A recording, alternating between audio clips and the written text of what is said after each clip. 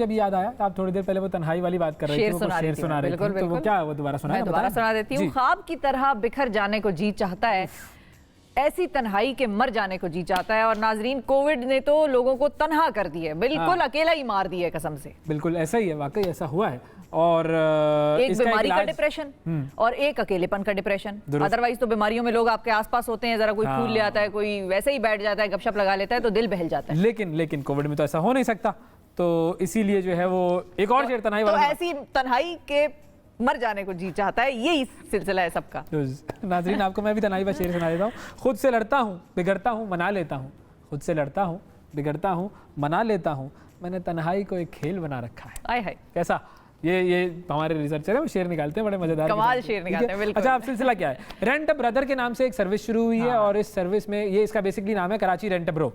अब Karachi rent a bro में भाई किराए पर मिलते हैं। ये वो भाई नहीं है वो जो कराची वाले भाइयों पे जानते हैं ना, भाई आ गया, भाई किराए पे होते थे ना, वो सुपारियां, वो तो लेने के लिए आते थे ना आपसे पैसे। हाँ ठीक, खाले लेने आते थे कुर्बानी की, आपसे मुख्तलिफ भत्ता लेने आते थे। उस भाई को सुपारी दे दी आपने, सुपारी दे दी, तो फिर उसके बाद उसने जाके किसी और को जो है वो तन्हा कर दिया जिंदगी भर के लिए, हमेशा के लिए। तो ये सारे मामलात होते थे। लेकिन अब जो सर्विस शुरू हुई है, किश्वर बाकर साहब के, एक किश्वर बाकर नामी एक साहब हैं कराची के, और वो एक सर्विस लेकर आए हैं जिसका नाम है कराची रेंट अ ब्रो। ये सर्विस क्या है, उनसे पूछते हैं। अस्सलाम वालेकुम। वालेकुम अस्सलाम, कैसे हैं अवैस एंड मिस रफ़ा, कैसी हैं आप? बिल्कुल ठीक ठाक हैं किशोर साहब। ये बताएं कि ये रेंट अ ब्रो बाइक किराए पर दस्तयाब है का ख्याल आपको कैसे आया और क्यों? जी, एक्चुअली मैं हिस्ट्री का स्टूडेंट हूँ कराची यूनिवर्सिटी में, और वहाँ हमें रिसर्च करनी पड़ती है। So I was looking for a new research topic. मुझे हमेशा से एक क्यूरियोसिटी थी कि रसूलुल्लाह सल्लल्लाहु अलैहि वसल्लम जो गारे हिरा में तन्हा बैठ के इबादत किया करते थे, और हमारे यहाँ रसूलुल्लाह बाकी भी कुछ सूफिया वगैरह तरके दुनिया का एक तरीका इख्तियार करते हैं, जैसे एतिकाफ़ का भी हमारे यहाँ तरीका है कि 10 दिन के लिए लोग गोशा नशी हो जाते हैं। तो मुझे हमेशा से ये क्यूरियोसिटी थी कि ये क्यों इस तरह से लोग तन्हा बैठते हैं और उससे उनको क्या हासिल होता है। फिर वो मुझे पता चला कि वो दे अचीव इनलाइटनमेंट, या किसी किस्म के उनको हिकमत और यानी विजडम हासिल होती है। खैर, अब रिसर्च में आपको नेगेटिव एस्पेक्ट पर भी रिसर्च करनी होती है, तो मैं इस पहलू पर भी गया कि अगर कोई तन्हाई या गोशा नशीनी या माशरे से किनारा कशी इख्तियार कर ले तो उसके नेगेटिव असरात क्या होते हैं।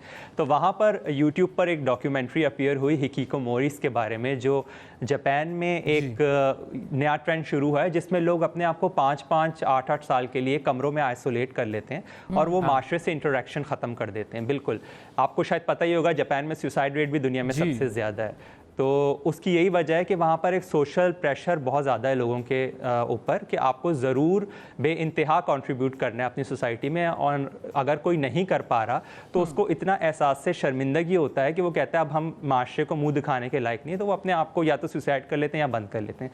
पाकिस्तान पर जब मैं आया तो यहाँ पर एक नए तर्ज का गोशा नशीनी आप कह लें या अपने आप को आइसोलेट करने का रुझान है। वो इस तरह के यहाँ पर कुछ लोगों से बहुत ओवर एक्सपेक्टेशंस की जाती हैं।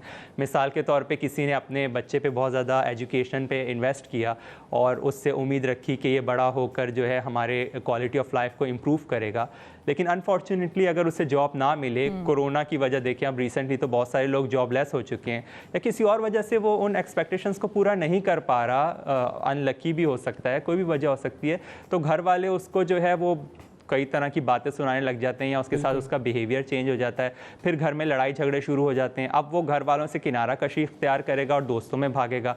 अब दोस्त अगर बुरे हैं तो शायद वो अपने आप को इस स्ट्रेस और प्रेशर में रिलीफ देने के लिए मे बी ड्रग्स लेना शुरू कर दे, और अच्छे दोस्त हैं तो अगेन अच्छे दोस्तों के साथ कंपटीशन शुरू हो जाता है because they might be doing good in their lives.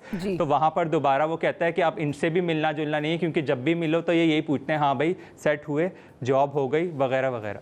तो इस तरह के लोग फिर ना सोसाइटी में लोगों से मिलना चाहते हैं, ना उनकी घर में बन रही होती है, तो वो एक अपने आप को खुद से सेल्फ आइसोलेट कर लेते हैं।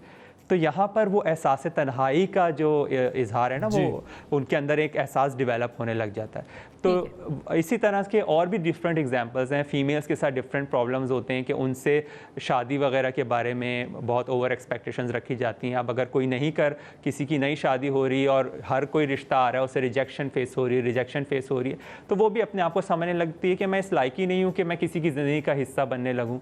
ठीक है, छोटी बहनें जो हैं वो भी यही सोच रही होती हैं कि कब ये जाएगी तो हमारा नंबर आएगा। बड़ा भाई भी बूढ़ा हो रहा है कि भाई बहन की जब शादी होगी तो फिर मेरी शादी होगी। ठीक है, तो वो फिर कहती है कि मैं तो सबके लिए बोझ बन गई हूं।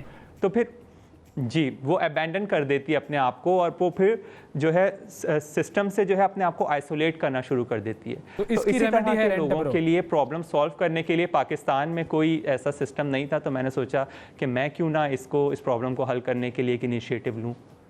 सही। अच्छा, तो अब इस तो अब ये, इनिशिएटिव में हाँ। होता क्या है? इसमें यह है कि इंस्टाग्राम का हमारा एक पेज है, वहाँ पर इस तरह के लोग जिन्हें इस मसाइल का सामना है वो हमसे अप्रोच करते हैं। हम उनसे कुछ क्वेश्चंस पूछते हैं, वो जवाब देते हैं। अगर हमें लगता है कि उन्हें इसी मसले का सामना है तो हम उनसे ऑनलाइन सेशन करते हैं। उनका एक सेल्फ डिस्कवरी प्रोग्राम है जो हमने खुद बनाया है, जिसमें हम उनको हौसला देते हैं, उन्हें मोटिवेट करते हैं। हम उनको बताते हैं कि ज़िंदगी में मसले मसाइल आते हैं, चले जाते हैं, ठीक है। बहुत से बड़ी बड़ी हस्तियों के भी दिन बदलते रहते हैं, तो हम उन्हें एक हौसला देते हैं, उनको दोबारा यानी ज़िंदगी में दोबारा वापस आने की उम्मीद देते हैं।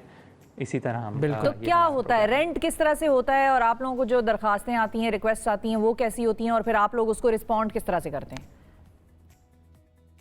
हमारी एक इंस्टाग्राम हैंडलर हैं जो उनसे सवाल जवाब पूछती हैं, कुछ basic questions that what is the reason to rent the brother, how do you want to spend time with the brother and what do you expect from the brother. तो उससे हमें एक एनालिसिस हो जाता है कि क्लाइंट का क्या केस है। अगर कोई सीरियस साइकोलॉजिकल डिसऑर्डर हो तो फिर उसको तो हम माजरत कर लेते हैं, या तो फिर हमारी एक कोलैबोरेशन अभी हो रही है फ्यूचर में द सर्किल पाकिस्तान के नाम से, साइकोलॉजिकल इंस्टीट्यूट से, तो हम उनको रेफ़र कर दिया करेंगे। अगर नहीं होता तो फिर हम उनके साथ एक अपॉइंटमेंट बुक कर लेते हैं इन पर्सन मीटिंग का, या तो फिर ऑनलाइन ही सेशन हो जाता है जिसमें वो पे कर देते हैं, बैंक डिपॉजिट कर देते हैं in case of online, otherwise वो मीटिंग में ही पे कर देते हैं ब्रदर को। उसमें हम घूमते फिरते हैं, बाहर जाते हैं, कभी कॉफ़ी शॉप पे बैठ के बातें करते हैं, जिससे वो अपने दिल की बात बताते हैं, अपने दिल का बोझ हल्का करते हैं। कुछ अगर उन्हें हमसे ओपिनियन लेना होता है तो वो हम उनको अपना ओपिनियन देते तो हैं। जो अब जैसे ही आपने ओपिनियन वाली बात की, तो वो जो रेंट-a-ब्रो में जो ब्रो मिल रहा होता है, जो ब्रदर मिल रहा होता है उनसे, उसके क्या क्रेडेंशियल्स होते हैं और उसकी क्या क्वालिफिकेशन होती है, क्या उसके एक्सपीरियंसेस होते हैं ज़िंदगी के, कि वो जिसके साथ बैठकर बात कर रहा है उसको गाइड भी कर सके, उसको मोटिवेट भी कर सके? हाँ जी, बिल्कुल। हमारे पास बहुत सारी इस तरह की दरख्वास्तें मौसूल होती हैं कि हमें भी भाई की टीम में शामिल कर लो, हमें भी भाई बना लो, लेकिन हम उन्हें एक्सेप्ट नहीं करते because of the same reason जो आपने बताया। हम सिर्फ मैच्योर वाइस किस्म के लोगों को ही शामिल करते हैं। अभी तो सिर्फ 4 लोगों की टीम है जो किसी से यानी मिलती है या उनसे बातचीत करती है, और उसमें यही होता है कि कोई ऐसा साइकोलॉजिकल डिसऑर्डर तो उन लोगों को होता नहीं है जिनसे हम मिलें, ठीक है। वो एक एहसास तन्हाई का शिकार होते हैं, एहसास शर्मिंदगी का शिकार होते हैं, तो सिर्फ उनसे कैजुअल बातचीत करके, उनका दिल का बोझ हल्का करके ही उन्हें इत्मीनान हो जाता है। और ये सेफ्टी सिक्योरिटी के जो कंसर्न्स होते हैं वो किस तरह से आप लोग मलहूज़ खातिर रखते हैं? क्योंकि ज़ाहिर है हमारे यहाँ वो स्ट्रेंजर से बात नहीं करनी, कोई चीज़ लेके खाना नहीं, किसी प्राइवेट पर्सनल जगह पे किसी से ऐसे नहीं मिलना, या इवन पब्लिक की जगह पे भी किसी अकेली जगह पे नहीं मिलना किसी से, तो उसको किस तरह देखते हैं आप लोग? नहीं, वैसे तो हमारी कुछ पॉलिसीज़ हैं कि हम पब्लिक प्लेस पर ही मिलेंगे। दूसरी बात है, जाहिर सी बात है, जब मिलना है तो मोबाइल नंबर तो एक्सचेंज हो जाते हैं, और आजकल इतनी सिस्टम माइस चीज़ें हैं कि हर मोबाइल नंबर NIC से कनेक्टेड होता है। तो अगर इन केस कोई मिसहैप हो भी जाए, जो कि वैसे भी किसी के साथ भी हो सकता है आते जाते हुए, तो वो ज़ाहिर है हमारी लॉ इन्फोर्सिंग एजेंसीज तो हैं, उससे रब्ता कर सकते हैं। अदर दैन दैट हम लाइव लोकेशन शेयर कर देते हैं अपनी सारी टीम के साथ, हम जहाँ पर भी जा रहे हैं, ठीक है। तो उससे ज़ाहिर है हर वक्त कनेक्शन रहता है कि व्हाट्स गोइंग ऑन, जो प्लान था, जितने टाइम तक मिलना था उसी टाइम पे मिल रहे हैं, उसी जगह पे मिल रहे हैं जहाँ मिलना था, तो यहाँ से एक सेफ्टी हो जाती है। तो अभी तक क्या रिस्पॉन्स चल रहा है इसका? बहुत अच्छा रिस्पांस आ रहा है। ज़ाहिर है शुरू में तो लोग इसको सही तरह समझे नहीं थे बिल्कुल कि किस किस्म की सर्विस है, लेकिन आहिस्ता आहिस्ता जब हम लोगों ने क्लाइंट्स के फीडबैक्स शेयर करने शुरू किए, शुरू में हमने कुछ फ्री प्रमोशंस भी स्टार्ट कर दी थी जब ताकि लोग लें और उन्हें पता चले कि ये है क्या। तो उस वक्त काफ़ी लोगों ने हमसे अप्रोच किया, फिर उनके फीडबैक्स शेयर किए, तो फिर रिस्पांस और ज़्यादा अच्छा हुआ। पहले ये था कि कुछ इनवैलिड किस्म के क्लाइंट्स भी रब्ता कर लेते थे, यानी जिनको कोई मसला नहीं था, वो बस वैसे ही आ जाते। तो अब जैसे जैसे वक्त गुजर रहा है तो सॉरी जी, बस वो ऐसे ही शुगल के लिए, खेल के लिए, वो तंग करने के लिए भी तो कांटेक्ट करते हैं। हाँ, शुगल खेल के लिए ऐसे ही डिस्टर्ब कर देने के लिए रब्ता कर लेते थे। तो लेकिन अब ये है कि वही लोग रब्ता करते हैं जिनको वाकई इस मसले का सामना है। सही, बहुत शुक्रिया अदा करेंगे किश्वर साहब, आपने वक्त दिया।